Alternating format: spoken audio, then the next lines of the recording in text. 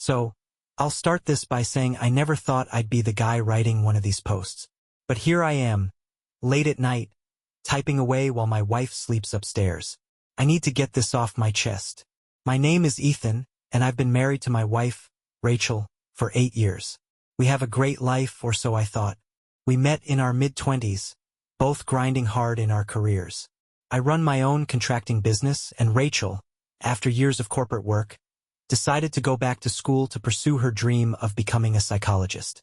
It was a big decision, but I was proud of her for following her passion. I told her I'd support her in any way I could. Fast forward 2 years, and Rachel is thriving in her program. She's juggling classes, late-night study sessions, and internships. I've been picking up extra work to make sure the bills are covered since she cut back her hours at her old job. And for a while, it felt like we were this unstoppable team. But recently, something feels off. Started with her phone. She's always been one of those people who leaves it lying around, face up, notifications popping up for the world to see. But now, she keeps it on silent, face down. When I asked her about it, she just shrugged and said her classmates were blowing up their group chats, and it was distracting. I brushed it off. Everyone's glued to their phones these days, right? Except then there was her behavior. She started staying late on campus, claiming she needed to work on research papers with her group. There's also a professor, Dr. Morgan, she talks about a lot. She says he's a mentor, someone she looks up to. I didn't think much of it at first. After all, don't we all have people who inspire us? But then there was last Friday. Rachel was heading out for one of her late study sessions, and as she grabbed her bag, I noticed she was wearing perfume. My favorite perfume. The one she usually saves for date nights. When I asked about it, she just laughed it off, saying, "I just felt like smelling nice tonight. That night I couldn't sleep. I don't know why, but something just didn't sit right with me. Maybe it was the way she laughed, too casual, too rehearsed. Or maybe it was the way she'd been distant in the past few weeks, like her mind was somewhere else entirely." The next day, I decided to check something. I know, I'm not proud of it, but I looked at the mileage on her car. She claimed she'd been on campus the night before, but the extra 40 miles didn't add up. She doesn't know I noticed, and I haven't confronted her yet. Am I crazy for thinking something's going on? I want to believe her, I really do, but there's this gut feeling I can't shake. Right now, I'm trying to stay rational. Maybe it's nothing. Maybe I'm overthinking. But I can't ignore the little signs piling up. I'm not sure what to do next. Should I bring it up? Should I keep digging? Or should I just trust her and let it go? Anyway, that's where I'm at. I'll post an update if there's anything new. Hopefully, I'm just being paranoid. Alright, so a lot of you weighed in on my last post. Some of you said I should trust Rachel and let it go, while others told me to dig deeper. Honestly, I'm torn. Part of me feels like a terrible husband for even doubting her. But the other part can't shake this feeling that something's just off. Anyway, here's what's happened since. After that Friday night, I couldn't stop thinking about the mileage on her car. I decided I wasn't ready to confront her yet. I mean, what would I even say? "Hey, honey, I've been obsessing over the odometer in your Honda Civic? No thanks." So instead, I decided to keep my eyes open and gather more information. The opportunity came sooner than I expected. On Tuesday, Rachel told me she had a seminar to attend on campus. She left right after dinner, giving me a quick kiss on the cheek and reminding me not to wait up. As soon as she was gone, I grabbed my keys. I know, I'm that guy now, but I couldn't sit there and let the anxiety eat away at me. I decided to drive to her school and see if her car was in the parking lot. When I got there, I didn't spot her car in the usual student lot. Maybe she parked somewhere else, I told myself. I drove around for another 15 minutes, scanning every row. Still nothing. That sinking feeling in my gut grew stronger. Just as I was about to give up and head home, I noticed a small lot behind one of the academic buildings. It's not a place students typically park.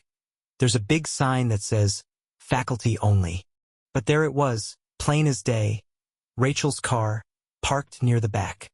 At this point, I didn't know what to think. Maybe she really was at a seminar, and it just happened to be in one of the faculty buildings. Or maybe, well, my mind was racing with all kinds of possibilities. I decided to wait for a bit, just to see if I could catch a glimpse of her coming out. After about 20 minutes, I saw someone walk out of the building. It wasn't Rachel, it was Dr. Morgan, the professor she talks about all the time. He looked around, almost like he was checking to see if anyone was watching, and then walked to his car and drove off. 5 minutes later, Rachel came out. She wasn't alone. There was another man with her, someone I didn't recognize. He looked older, maybe in his late 40s or early 50s, and they were walking close, talking in hushed voices. At one point, he reached out and touched her arm. It wasn't overly intimate, but it was enough to make my blood boil. Rachel stopped at her car, and they talked for a few more minutes before the man got into his own car and drove away. She stood there for a moment, looking around as if she was deep in thought, before finally getting into her car and leaving. I followed her home. By the time I got back, I felt like my chest was about to explode. She walked in a few minutes later, all smiles, like nothing was wrong. "The seminar was great," she said. "Dr. Morgan gave a really interesting talk on ethics in therapy." Ethics. I had to fight the urge to laugh. I asked her how it went, playing it cool, and she gave me the usual rundown. Nothing about the man she'd been with or why her car was in the faculty lot.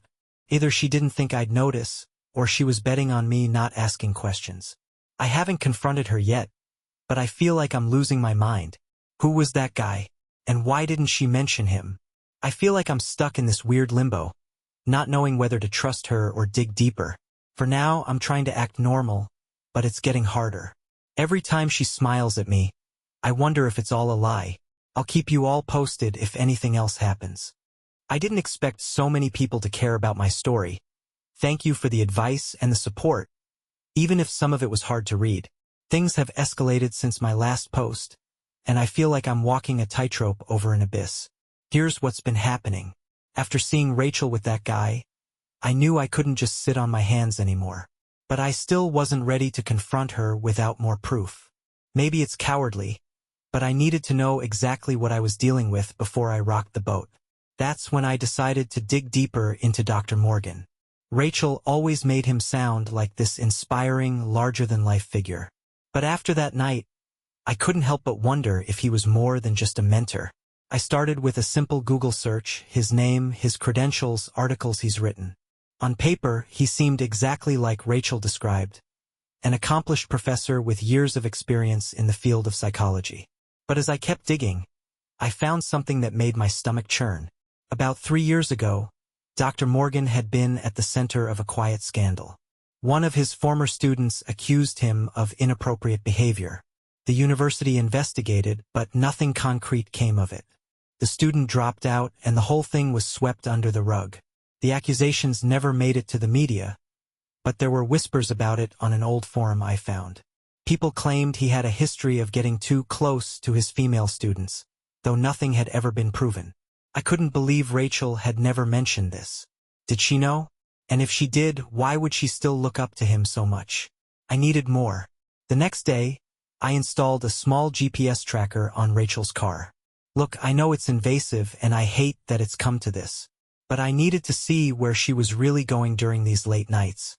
I told myself it was the only way to get the truth without tipping her off. The tracker didn't take long to bear fruit. 2 nights later, Rachel told me she was going to the library to prep for an upcoming exam, but the tracker showed her car parked at a fancy restaurant across town. My heart sank. I drove there, parking far enough away so she wouldn't see me. Sure enough, there she was, seated at a corner table with none other than Dr. Morgan. They were leaning in close, talking and laughing like it was the most natural thing in the world. I sat there in my car, watching them through the restaurant window, my hands gripping the steering wheel so tightly my knuckles turned white. Then, something happened that made my blood run cold. Dr. Morgan reached across the table and took Rachel's hand. She didn't pull away. I couldn't sit there any longer. I drove off, my mind racing. What the hell was going on? Was this just a mentor-student relationship? Or was it something more? When Rachel came home later that night, she was all smiles again. She kissed me on the cheek, told me the library had been quiet, and went upstairs to shower. I sat in the living room, staring at the spot where she'd been standing, feeling like I didn't even know who my wife was anymore. The worst part? I still haven't confronted her. I don't know why. Maybe I'm scared of what she'll say. Or maybe I'm scared that I'll never be able to unhear the truth. I'm at my breaking point. Do I come clean about what I know? Or do I keep digging until I have undeniable proof? I don't know how much longer I can keep this up. Things have taken a turn, and not in the way I expected. I've been trying to keep myself together, but it's like I'm unraveling one thread at a time. After seeing Rachel with Dr. Morgan at the restaurant, I knew I couldn't keep living in this purgatory of doubt. I decided it was time to start piecing the puzzle together one way or another. So, I did what any modern paranoid husband would do. I started checking her phone. Now, before anyone comes for me, let me just say I hated doing this. Rachel's always been a private person, and we've had a strong mutual respect when it comes to boundaries. But I wasn't going to get the truth any other way. It wasn't easy. Rachel's been way more careful with her phone lately, always keeping it either in her pocket or face down on the counter. But last night, after she fell asleep, I finally got my chance. Her passcode hasn't changed. Thank God for small favors. So I unlocked it and started scrolling through her texts. Most of it was innocuous, conversations with classmates, some group chats about school projects, the occasional funny meme. But then I found a thread with Dr. Morgan. My hands were shaking as I opened it. The messages weren't explicit, not at first. They mostly talked about assignments, research papers, and professional advice. But the tone, there was something about it that didn't sit right. It was too casual, too familiar. Like they weren't just professor and student, but something more. And then I saw it. A message from Dr. Morgan. Sent last week. Can't stop thinking about our talk last night. You're incredible, Rachel. I mean that. Rachel's reply came a few hours later. You always know how to make me feel special. Thank you for everything. My stomach dropped. I kept scrolling, looking for more, but that was the only message that crossed the line, at least overtly. Still, it was enough to make me sick. Special? What exactly did she mean by that? I was so caught up in the messages that I almost missed the notification at the top of her screen. It was from her calendar app, reminding her of an office hours meeting with Dr. Morgan. Office hours. At 7 p.m. Who the hell schedules office hours at night? The notification was for the next day, so I decided to do something I never thought I'd do. I was going to follow her. The next evening, Rachel left the house dressed casually. Jeans, a sweater, nothing out of the ordinary. She kissed me goodbye and told me not to wait up, saying she'd be home late because Dr. Morgan's office hours tend to run long. As soon as she pulled out of the driveway, I grabbed my keys and followed her. She didn't head to campus. Instead, she drove to a neighborhood I didn't recognize. Quiet streets lined with big, expensive houses. I hung back, watching as she pulled into the driveway of a house with all the lights on. It wasn't Dr. Morgan who opened the door. It was the man I saw her with outside the faculty building. The older guy who had touched her arm. They hugged in the doorway, and then she followed him inside. I sat there in my car, heart pounding, trying to make sense of what I was seeing. Who was this guy? And why was Rachel lying about being at office hours? I waited for over an hour, but Rachel didn't come out. Eventually, I couldn't take it anymore. I drove home, my mind racing. When Rachel came back later that night, I didn't say a word. Couldn't. I just stared at her as she walked in, acting like nothing was wrong. She even asked if I wanted tea before bed. There. At this point, I feel like I'm drowning. Every new piece of information raises more questions than answers. Is this about Dr. Morgan? The mystery man? Both? And why is she being so secretive? I need a plan. I need answers. But most of all, I need to figure out how to confront her without completely losing it. I'll update you when I know more. I didn't think things could get worse, but they did. After what I saw last time, the mystery man's house, the hug, I knew I couldn't stay passive any longer. The questions were eating me alive. So, I started planning my next move, though I still wasn't ready to confront Rachel outright. I needed more clarity, more proof, before I stepped into what would probably be the hardest conversation of my life. That's when I decided to reach out to someone who might have answers. Let me back up. Dr. Morgan, the professor Rachel talks about constantly, isn't exactly hard to find online. He has a very public professional presence. It didn't take long for me to track down the department's contact info and send an anonymous email. I pretended to be a concerned student, asking about the professional boundaries between professors and their ments. I wasn't sure if I'd even get a response, but it was worth a shot. Meanwhile, I kept an eye on Rachel's calendar. The office hours were getting suspiciously frequent. Every few days, there'd be another late-night entry, marked with her typical vague labels like research meeting or study group, but the times never lined up with what she told me. I also decided to check out the mystery man's house again. One night, when Rachel was studying, I drove back to the neighborhood where I'd seen her go inside. This time, I parked farther down the street and watched from a distance. About 45 minutes after I arrived, the same man stepped out onto the front porch, smoking a cigarette. He looked older than Dr. Morgan, maybe in his 50s, but well-dressed and confident in a way that made my skin crawl. He was on his phone, pacing back and forth, laughing occasionally. He didn't look like someone who was just casually helping with research. Then, Rachel stepped outside. They were standing close, talking quietly. I couldn't hear what they were saying, but their body language spoke volumes. She was smiling, laughing even, and the way he looked at her, I felt like I'd been punched in the gut. I stayed hidden, gripping the steering wheel so hard I thought it might break. After a few minutes, they both went back inside, and I sat there, feeling completely numb. When Rachel got home that night, she didn't seem the least bit suspicious of me. She kissed me goodnight like she always does and climbed into bed. I just laid there next to her, staring at the ceiling, wondering what the hell I was going to do. The next morning, I got a reply to my anonymous email. It wasn't from Dr. Morgan. It was from another professor in the department, someone I hadn't heard Rachel mention before. She thanked me for reaching out and said that if I had concerns about Dr. Morgan, I should direct them to the department chair or the university's ethics board. She also mentioned something that made my blood run cold. Dr. Morgan is on a sabbatical this semester.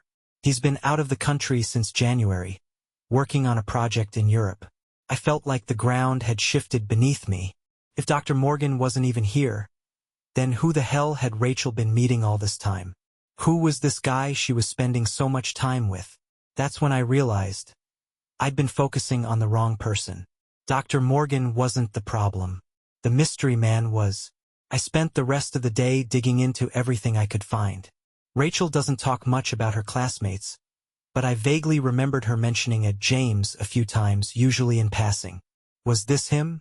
Could he be the guy? I went back to her phone.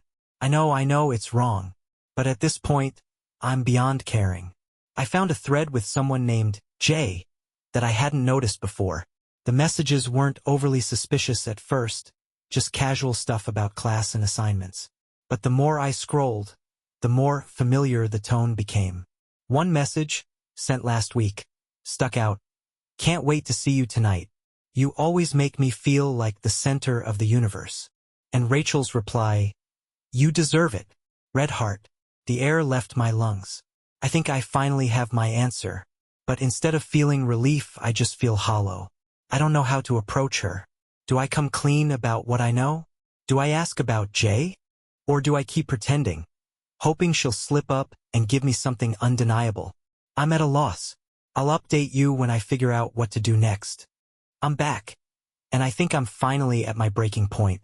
Over the last few days, it feels like I've been living in a nightmare, walking around in a fog while trying to keep things normal. I know something's wrong, I know it, and yet, I still haven't pulled the trigger on confronting Rachel.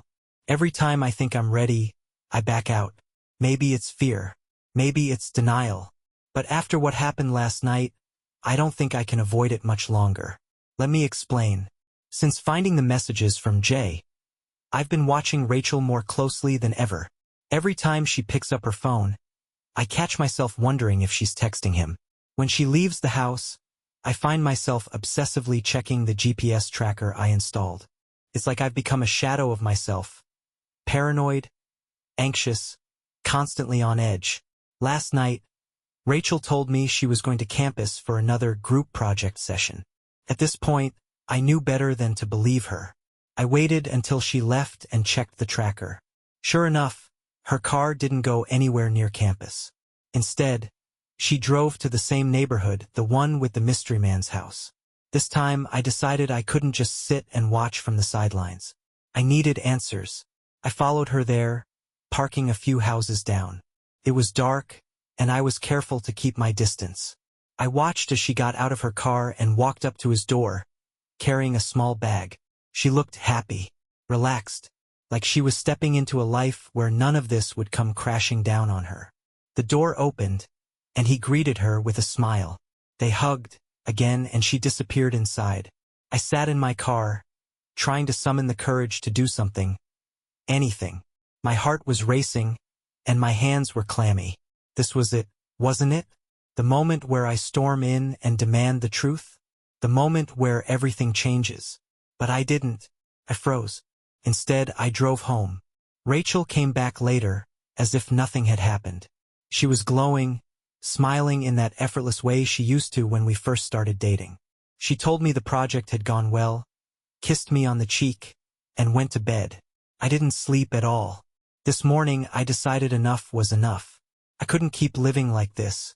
If I didn't confront her now, I was going to lose my mind.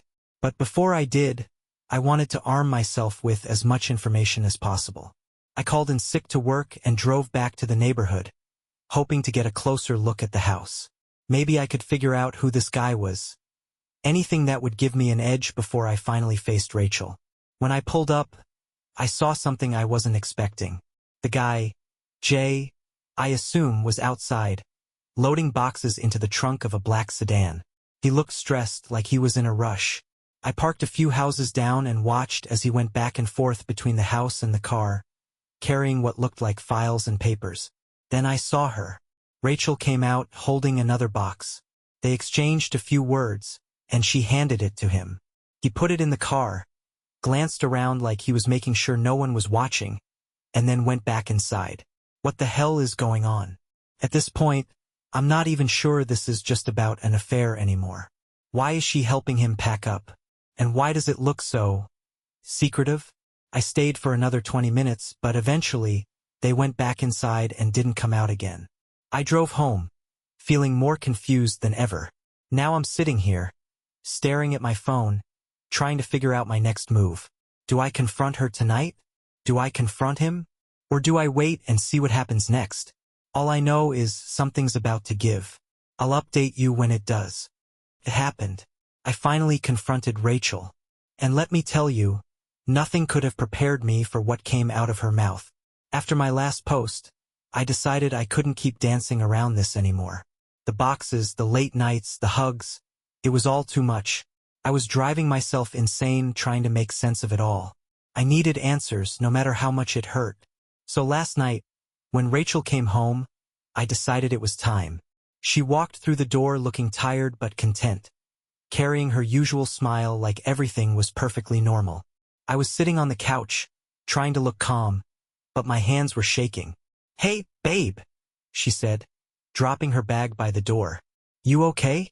You look stressed." I almost laughed. Stressed didn't even begin to cover it. "Rachel," I said, keeping my voice as steady as I could. "We need to talk." Her smile faltered. She hesitated for a moment, then came to sit across from me. "What's going on?" I took a deep breath, trying to calm the storm of emotions inside me. "I know you haven't been honest with me about where you've been, about who you've been with." Her eyes widened slightly, but she didn't say anything. "I've seen you," I continued. "I've seen you with him, the man whose house you've been going to. I've seen the way you laugh with him, the way you hug him. And I've seen the texts." For a second, I thought she might deny it. Her lips parted like she was about to speak, but then she stopped herself. Her expression shifted. Guilt, fear, maybe even relief? Couldn't tell.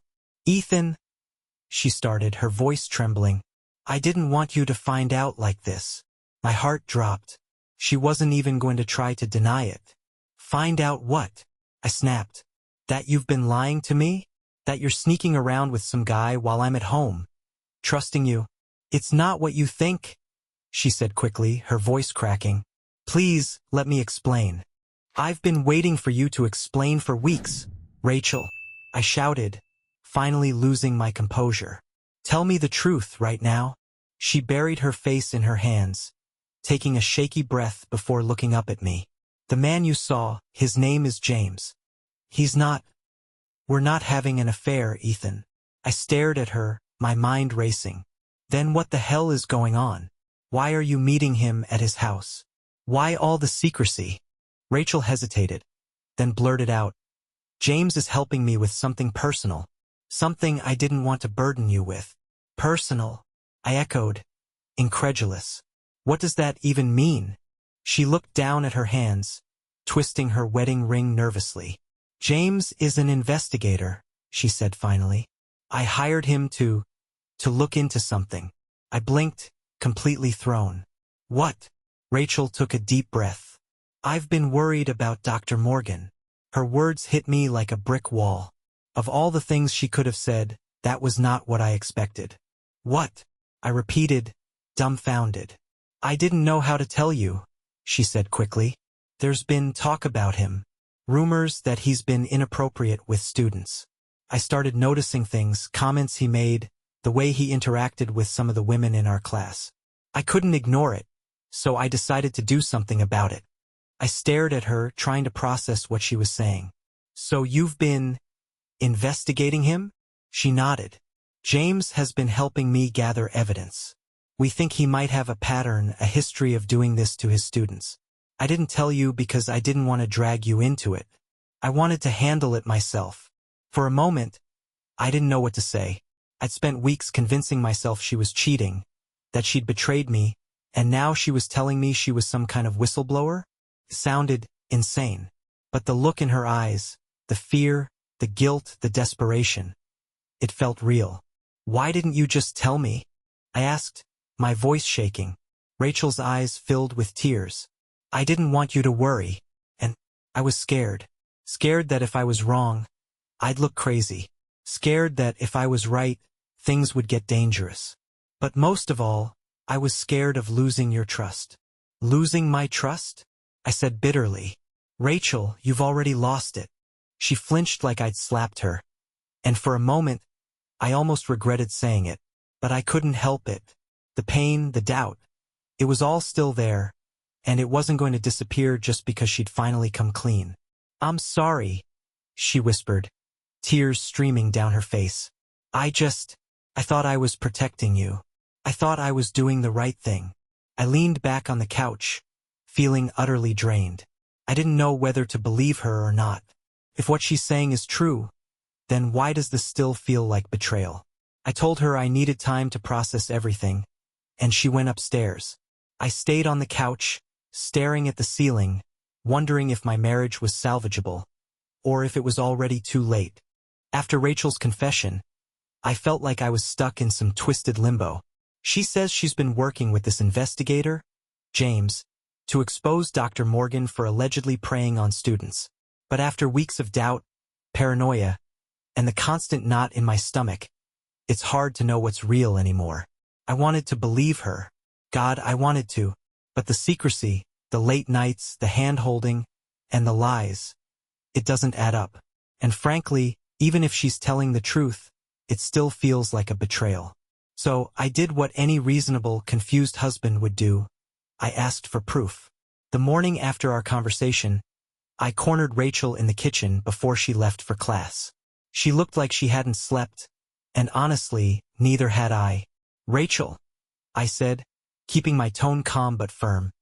If what you're telling me is true, I need to see proof. I want to know everything, every detail, every piece of evidence you and James have gathered. Otherwise, I can't believe this. She looked at me with wide, tearful eyes. You don't trust me? I laughed bitterly. You've been sneaking around for weeks, lying about where you've been. You didn't even try to involve me. What do you expect? She opened her mouth to argue but stopped herself. Instead, she nodded slowly. Okay, she said softly. I'll show you everything. But you have to promise to keep an open mind. I didn't respond. I couldn't promise that.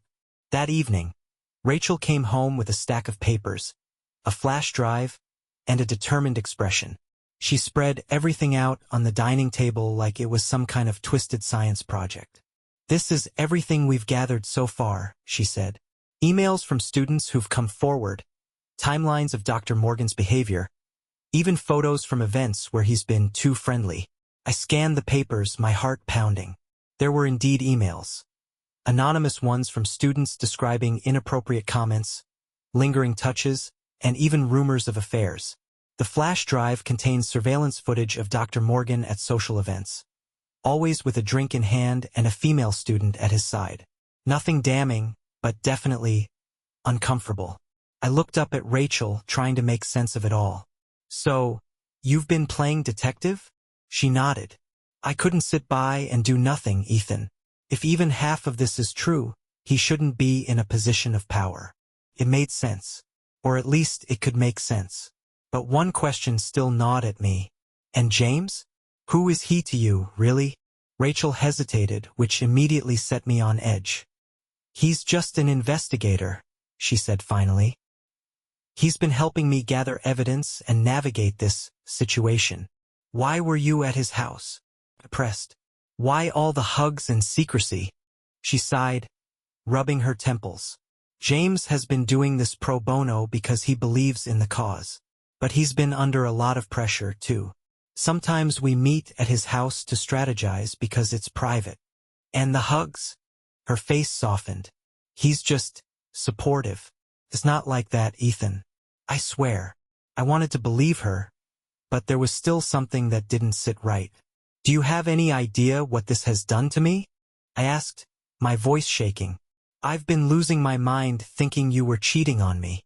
Her face crumpled, and she reached for my hand. "I'm so sorry," she whispered. "I never meant to hurt you. I was just trying to do the right thing." We sat there in silence for a long time. I didn't pull my hand away, but I didn't squeeze hers back either. Finally, I said, "If this is true, if you're telling me the truth, then I want to meet James." Her eyes widened. "Why?" "Because I need to see for myself," I said. "I need to know he's not just some guy who's taken advantage of this situation, or you." She looked like she wanted to argue, but eventually, she nodded. "Okay, I'll set it up." So now I'm waiting. Rachel says she'll arrange for me to meet James in a neutral location to go over everything. I want to believe her. I really do. But there's still this voice in the back of my mind, whispering that something's not right. "I'll let you know what happens when I meet him." Well, the meeting with James happened. And let me tell you, it left me with more questions than answers. I thought this would finally give me clarity, either confirm Rachel's story or expose it for the lie I was so afraid it might be. Instead, it felt like stepping into a fog, where nothing made sense and everything felt just out of reach. Rachel set the meeting for a small cafe across town. She insisted on being there, which I agreed to, but I told her I needed to speak to James alone at some point. I wanted to see if their stories lined up when she wasn't in the room. When we arrived, James was already waiting at a corner table. He was exactly how I remembered him. Mid-50s, sharp suit, confident demeanor. He stood up when we approached, shaking my hand firmly. "You must be Ethan," he said, his voice calm and professional. "It's good to meet you. Rachel's spoken highly of you." I couldn't help but bristle at that. "Wish I could say the same," I replied, keeping my tone neutral. Rachel shot me a warning look, but James just smiled politely and gestured for us to sit. For the first 20 minutes, he walked me through everything they'd been working on. Evidence against Dr. Morgan, testimonials from students, timelines of suspicious activity. He explained that Rachel had come to him months ago after noticing some red flags in Dr. Morgan's behavior. "Rachel's been incredibly brave," James said, glancing at her. "Most people wouldn't stick their necks out like this." "Yeah," I said dryly. "Brave enough to keep me in the dark while sneaking around with you." Rachel looked away, guilt written all over her face. James leaned forward, his expression serious. "I understand how this must look, Ethan. But I assure you, my involvement has been strictly professional. Rachel was clear from the beginning that she wanted to keep this private to protect you, and herself. I wasn't buying it. And the late-night visits to your house? I asked. The hugs? The secrecy? That doesn't exactly scream professional. James didn't flinch. The late-night meetings were for strategizing, and the hugs, well, Rachel was going through a lot. Sometimes people need support. But I promise you, there's nothing inappropriate happening here. I stared at him, trying to gauge if he was lying. His tone was steady, his demeanor confident. But something about him felt too smooth, like he'd rehearsed this conversation 100 times. After about half an hour, Rachel excused herself to use the restroom, leaving me alone with James. This was my chance. So, James, I said, leaning forward, tell me the truth. Is there more to this story than Rachel's letting on? He raised an eyebrow. What do you mean? I said slowly, is this really just about Dr. Morgan? Or is there something else going on between you and my wife? James sighed, sitting back in his chair. Ethan, I understand your concerns, but I can assure you, my relationship with Rachel is strictly professional. She loves you. Everything she's done has been to protect you. And you, pressed. Why are you so invested in this? For the first time, his calm facade cracked, just slightly. He hesitated, as if choosing his words carefully. Let's just say I've seen what men like Dr. Morgan can do. I don't want anyone else to suffer because of him. The way he said it sounded personal. Before I could dig further, Rachel returned, cutting the conversation short. She looked between the two of us, her expression anxious. Is everything okay, Peachy? I said, forcing a tight smile. We wrapped up the meeting shortly after. James assured me he'd keep me in the loop moving forward. But honestly, I don't know if I trust him or Rachel. On the drive home, I asked her again why she didn't tell me any of this sooner. I was scared, she said softly. Scared you wouldn't believe me. Scared you'd think I was crazy. And I guess I didn't want you to see me as weak. Weak, I echoed, shaking my head. Rachel, you're my wife. You're supposed to lean on me. That's what marriage is. She didn't respond, just stared out the window. Now I'm left with this gnawing feeling that I'm still not getting the full picture. James might not be the romantic threat I thought he was, but there's something about him that doesn't sit right. And Rachel, I don't know if I'll ever fully trust her again. The real kicker? Dr. Morgan came back into town yesterday. Rachel didn't tell me, James did. And now they're saying they're ready to confront him. I don't know what's going to happen next. But whatever it is, I'm bracing for impact. This is it, the conclusion I never thought I'd be writing. After months of suspicion, sleepless nights, and secrets, everything finally came to a head. And while I have the answers I wanted, I'm not sure they've brought me the peace I hoped for. Buckle up, because this last chapter is a doozy. A couple of days after my meeting with James, Rachel told me they'd arranged a confrontation with Dr. Morgan. Apparently, one of the students who'd submitted an anonymous complaint was ready to come forward in person, and Rachel and James planned to back her up. They set the meeting for Friday evening at a private office space near campus. Rachel asked if I wanted to come. I hesitated, unsure if I could handle sitting across from the man who had been at the center of all this chaos. But in the end, I agreed.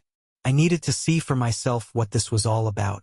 When we arrived at the office, the tension was palpable. The student, a young woman named Emily, looked terrified but resolute. James was calm as ever, but there was an edge to his demeanor, like he was ready for a fight. Rachel stayed close to Emily, offering quiet words of encouragement. And then Dr. Morgan walked in. He looked exactly how I imagined, polished, self-assured, with an air of authority that immediately filled the room. He greeted everyone with a polite but wary smile, his eyes darting around as if trying to figure out what was going on. James didn't waste time. He introduced himself and explained why they were there, laying out the allegations against Dr. Morgan in meticulous detail. He presented the emails, the timelines, and the testimonies they'd gathered. Dr. Morgan listened without interrupting, his expression unreadable. When James finally finished, He leaned back in his chair and let out a long sigh. "This is ridiculous," he said, his voice calm but firm. "I've dedicated my life to helping students. These accusations are baseless." Emily, who had been silent until now, suddenly spoke up. Her voice was shaky but determined. "You made me feel like I didn't have a choice," she said. "You said my career depended on keeping you happy." Dr. Morgan's composure faltered for the first time. "I never said that," he protested. "Emily, you're twisting things." The room erupted into chaos. Emily started crying. Rachel jumped in to defend her, and James demanded that Dr. Morgan take responsibility for his actions. Meanwhile, I sat there, watching it all unfold, feeling like an outsider in my own life. Eventually, Dr. Morgan stood up, his face red with anger. "You have no proof," he snapped. "This is a witch hunt. If you think you can ruin my career with baseless accusations, you're sorely mistaken." With that, he stormed out, leaving the room in stunned silence. Rachel and James tried to comfort Emily, who was visibly shaken. I just sat there, trying to process what I just witnessed. On the drive home, Rachel was quiet. I finally broke the silence. "Do you think it'll make a difference?" I asked. "I don't know," she admitted. "But at least we tried. At least we didn't stay silent." And then she said something that's been haunting me ever since. "I just hope it was worth it." I knew she wasn't just talking about Dr. Morgan. When we got home, I told Rachel I needed some time to think. She nodded, tears welling up in her eyes, and went upstairs. I stayed in the living room, staring at the wall, trying to make sense of everything. Here's the thing. I believe her now. I believe that she was trying to do the right thing, that her intentions were good. But the damage is done. The secrecy, the lies, the distance. It's changed the way I see her, the way I see us. This morning, I told Rachel that I think we need some space. Not a divorce, not yet, but time apart to figure out where we stand. She cried, begged me to reconsider, but in the end, she agreed. So now I'm packing a bag and heading to a friend's place for a while. I don't know what the future holds for us. Maybe we'll work through this. Maybe we won't. All I know is, I need to find myself again before I can figure out if there's anything left to salvage. To everyone who's followed my story, thank you. Your advice, support, and even your tough love have meant more than I can say. This isn't the ending I wanted, but maybe it's the one I need. Take care, Reddit.